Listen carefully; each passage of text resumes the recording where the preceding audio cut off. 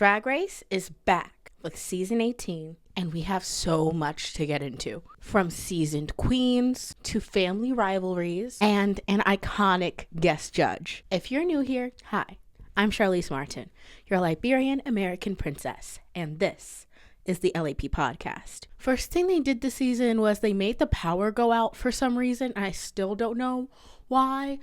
They claimed that the theme was Let There Be Light, and I still don't truly get it.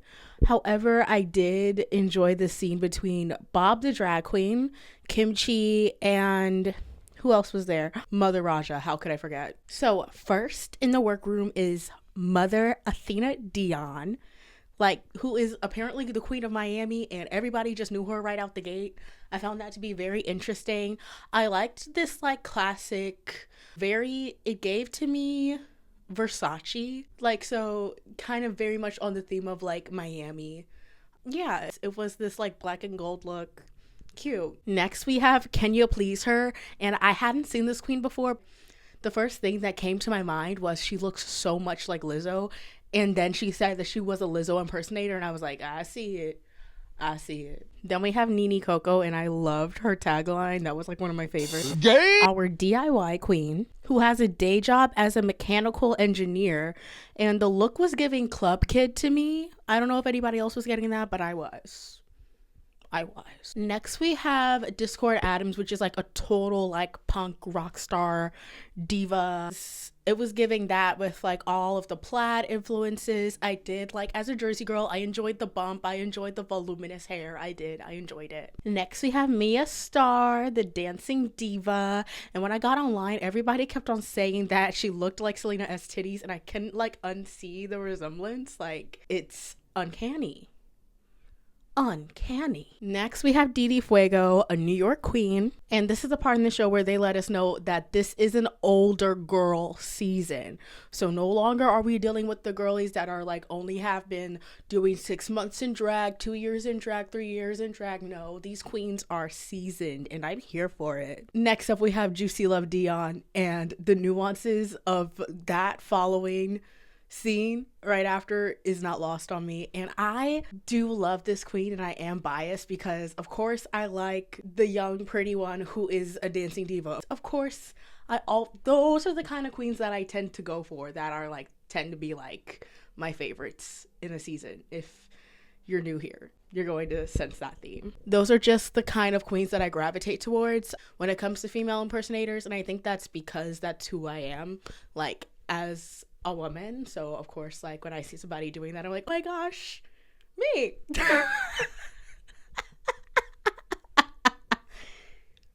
And when Juicy comes in, this is when we see grandmother see daughter for the first time in a competition together. Oh yeah, it's happening, girls. It's happening. The girlies are fighting, and by girlies I mean it's familial. What do you mean you and your grandmother in a competition together? And I live for when Athena said we don't say the G word in public. I'm obsessed. Next, we have Vita Montrese Star, a classic pageant diva. I was obsessed with her upon meeting her. Beautiful. One of the most drastic transformations from boy to girl. You see it. It's a lot. Next we have Briar Blush, and I think this was my favorite look when it comes to the entrance looks. Briar Blush had my favorite look. Next to come in is Mandy Mango, who came in as a nurse, and I think it's very cute that Mandy Mango didn't just come in as a nurse. That actually happens to be their day job. So cute touch.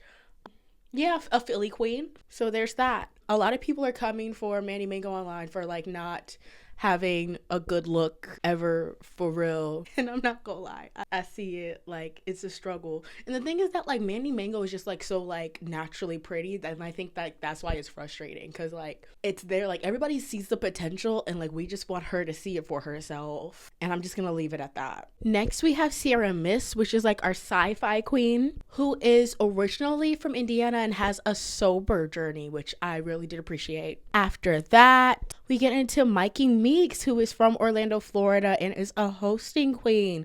This is when we get a theme of a lot of Miami queens showing up here. And the lights turn on by Ru telling everybody to say love. And now it's time for the mini challenge. So they all get into an abracadabra music video-esque looking place where all of the dancers are wearing these masks and they have to scream in the center of the room. Some highlights for me was Athena's witchy scream.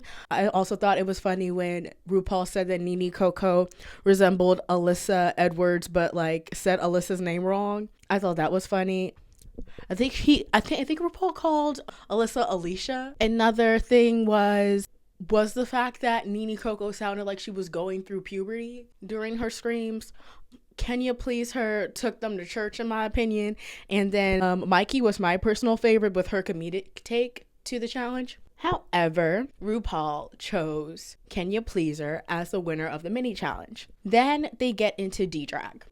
And Athena is completely delusional, thinking that she is the trade of the season, but that's another topic for another day. Now, getting into the maxi challenge. So all of the queens have to basically come up with the scraps of bad challenges from previous design challenges from other seasons on RuPaul's Drag Race, and they have like a minute to scour through the scraps of others. And what ends up happening, Vita starts talking to some umbrellas. Juicy gets help from all the queens with her garment except her family. And Kenya grabbed everything but some fabric. Then while getting ready in the workroom the next day, Briar and Athena get into it about some drama having to do with Briar supposedly like promising to help Athena with gloves but then backing out on it, and Athena saying that like, well, you're a liar. It's cute shade. It's lighthearted enough, but I can tell that like Briar thought it was funny and Athena was like legitimately upset. Next we get into Athena giving us the "that's how you throw a party in Mykonos" line. The viral clip of Lindsay Lohan dancing to Mykonos, and it's actually Athena's voice in the background, so that's where we find that out. And Kenya is still struggling with coming up with confidence about her outfit, and we'll find out on the main stage why. And the girls are still talking about some outfit insecurities throughout the room. And this conversation mainly happens between Doreen and Discord. Now, for the main stage, RuPaul comes out in this rocker chick look with a belted banded dress that's completely made out of belts. I thought it was like a really cute look, and I'm somebody that like I truly do feel like when it comes to Ru's looks, it really is like a hit or miss for me, and it was a total hit this time around. I was obsessed with our guest judge Cardi B's look. It was iconic. She looked like some kind of like comic book anime character. It was super cool. Now, let's get into the looks. First, we have Sierra Mist. I call this a scary Smurf look. Number 2 on the runway is Athena Dion. In the words of Cardi B, very cutesy, very girly. Number 3, Kenya thinks she's selling it. No. Number 4, Nene Coco actually is. Number 5, Jane Don't, looks old. Number 6, Discord Adams has the worst walk ever. Number 7, Mia Starr, Invasion of Privacy reference. I see it. Number 8, Didi Fuego, love the corset, hate everything else. Number 9, Juicy Love Dion. I'm obsessed. Am I crazy? Number 10, Vita Von Tree Star, give her 10s. Briar Blush. Number 11, cute, feels costumey. 12, Mandy Mango, too much. 13, Darling Mitchell, cute. 14, Mikey Mike, makeup is a bit heavy. If you're watching on YouTube, give me a hype, give me a like, and drop this emoji in the comments. And be sure to subscribe. Our safe queens are Discord Adams, Briar Blush, Athena Dion, Didi Fuego, Mikey, Darlene, Sierra Mist. I think that was everyone. Now for the judges' critiques. Kenya Pleaser is in the bottom. Cardi B reads her for filth, but I agree with everything that Cardi B has to say. And we don't talk enough about how bad the wig is specifically. The wig was bothersome for me from Kenya in this episode. I was bothered by this wig so much. This wig bothered me. This wig was irking me. Nene was a top and also my personal favorite, and online a lot of people aren't seeing it for her, but I really thought that the reason how come me and the judges see it for her is because of how hard it was when it comes to the fabric that she chose and what she ended up doing with it and how intricate the detailing was. And so I felt like her design was more innovative and more something that like I don't see as often, if ever. And Jane Don't, I know I said that she looks old, but then when we got into the judges' critiques, I really got to see how nice the hair is. And then when Cardi B pointed it out, I was like, yeah, I see it. Like, and then also the detailing to like the actual clothes itself was really nice, but it's so distracting from like how youthful she looks out of drag to like how old. I don't know why Jane Don't paints herself so old looking. I don't know why, but it's like really drastic to like how like clean and youthful like she looks. And I know that like I'm pretty sure like Jane Don't is like in like late 30s or like 40s, so I get it, like she isn't like a spring chicken, but still like she doesn't look old, so I don't know why she paints herself that way. And Juicy, to my surprise, was in the bottom, and then I had to get off of my delusional high horse and realize how bad the skirt was. And it did take Cardi B saying it like 3 or 4 times for me to be like, okay, yeah, you're right about the skirt. But don't look at the skirt, look at her face. Sorry, I love me some Juicy, leave her alone. I was looking at the top too much to even notice that was a skirt. I really thought that those were like panties. I didn't even notice that was a skirt. I'm so serious. Vita is a top, and literally in my notes I just have perfect next to her name. And we're just going to leave it there. So for Mandy Mango, I have here that Cardi B said it looked like they had a time at Michael's. Cardi B has to be like my favorite guest judge. Like definitely like at the top, like definitely up there. Like, okay, so let's get into Untucked. So Briar and Athena get into it right away, with Briar basically telling Athena that like her outfit looked dirty because of the shade of pink and green that she used. Again, Briar is just having a time with Athena, and Athena is falling for it every single time, and it's so funny. Then Discord is really harboning on the fact that she just really does not like Nene's look at all. Like she thinks that Nene is in the bottom. And Discord isn't the only one that feels like Nene's look isn't all that great, but she seems to be the one that's really leading this storyline. Then all the queens enter the workroom, and Juicy starts crying because she just like really does not feel confident at all about how she showed up, and she's like really disappointed in herself. And like, again, nobody wants to be the pork chop of the season, and people keep saying that in this episode, and I'm like, dang, like what? Like everybody doing that to pork chop, like let it go. And my whole thing when it comes to not anybody wanting to be the first to go home, people keep on forgetting that like Miss Vanjie happened. Like, it's not how you start, it's how you finish. Like, once you're a Ru girl, you're always a Ru girl, and what you do with the platform, like, you don't have to be a pork chop. You can be Miss Vanjie. And I feel like we don't talk enough about everything that's possible with the opportunity that's given to you once you're a Ru girl, no matter where you fall, whether you're the first to go home or whether you win. We don't talk enough about that as a fandom, because it now puts all of this pressure on these girls to like, nobody wants to fail. And of course, like, we all want to succeed in life, but there literally can only be one winner, and it is a competition. So it's going to happen to somebody.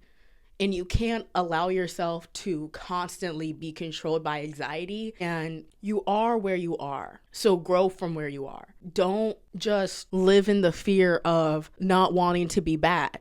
Because here's the thing, like, you don't know you're bad until someone tells you you're bad. Like, you don't, like, Juicy was probably feeling herself just as much as I was feeling Juicy until Cardi B told her about that skirt. And then we both found out that, okay, let's not do that next time. So you live and you learn and you get better. It's what you do with the information that you're given, you're provided. Because everybody that's in danger of being at the bottom starts crying about it too. Kenya, Mandy Mango. It is really heartbreaking, and I hate to see that type of anxiety plague these queens, because that's not where real growth happens, when you're trapped in your own shame like that. Now Cardi B comes in and she brings the dolls with her, and they have an open discussion with the queens. And this was a really cute moment, because you have her makeup artist openly talking about how they get inspiration from RuPaul's Drag Race, about how they learned different makeup techniques and get inspiration to do things and bring it to the mainstream media, and to see how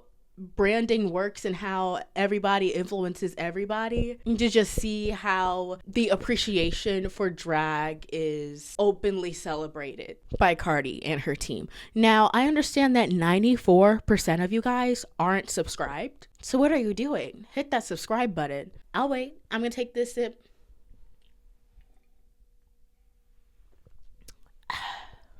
Everyone returns to the main stage. That's when RuPaul drops the bomb that no one's going home, and it's not a lip sync for your life, it's a lip sync for the win between Nene Coco and Vita Von Treese Star. And Vita ain't know the words, so it wasn't a fair fight to me because Vita was the clear winner. As much as I was intrigued by Nene Coco's design, Vita's was just the clear superior winner to me. And so for her to kind of flunk out on almost a perfect episode for her by not knowing the words, and I'm pretty sure it was because during Untucked, everybody went about it as if it was going to be lip sync for your life. And so I think that's why she didn't know the words, but still it was really disappointing. But Nene ate this lip sync, and I really enjoyed the musicality that she had to her lip sync, and Cardi B really enjoyed the performance. And I think that what Nene showed us in this episode is a larger lesson about what we should all learn about when it comes to underestimating people. Too much time is spent on comparison. We spend too much time comparing ourselves to our coworkers, comparing ourselves to our siblings, comparing ourselves to people we are on a competition with, like Discord. And we don't spend enough time thinking about what it is that we could do to better ourselves. We don't spend enough time being in competition with ourselves, because that's when and where the real growth and work happens. I am Charlize Martin, and this has been the LAP Podcast. And don't forget to be the change you want to see in the world. Bye. And don't forget to listen to me wherever you listen to podcasts, on Spotify and Apple Music. Bye.